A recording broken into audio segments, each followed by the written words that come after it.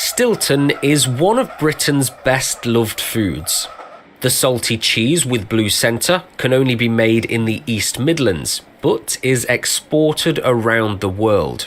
Richard is head cheesemaker at Longclawson Dairy. It's got a nice, even bluing radiating from the centre of the cheese all the way to the outside. It's got an open, flaky texture. This cheese will break down to make a superb Stilton. Over 10 years, the number of Stilton makers has halved, with the market shrinking by 15%. In June, Danish food giant Arla announced a proposal to cease production at its site in Melton Mowbray. Tuxford and Tebbutt is the last Stilton cheesemaker in the town, putting 60 jobs at risk. Melton MP Edward Arga says the loss would hurt the area.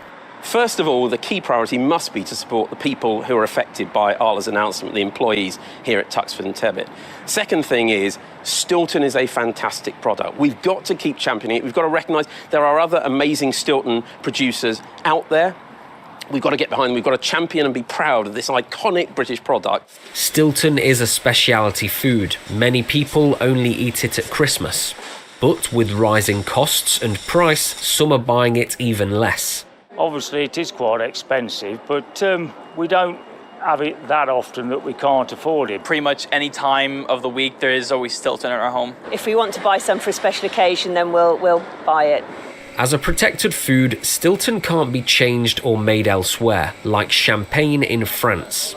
Despite that, the king of English cheese is coming under threat. These coats are developing really nice, and we've got this. Bill Mathieson is managing director at Longclawson Dairy. On a personal level, we're very positive about what's happening with Stilton. I think if you take an industry level, what we've been seeing is a decline in Stilton. Our mission as a business is to make sure that what we're doing is broadening out Stilton usage beyond the cheese board, because only 20% of households ever have a cheese board. So we're looking at putting it in burgers, so we've got burger mouths, we're putting it in snacking. The complete disappearance of Stilton is unlikely.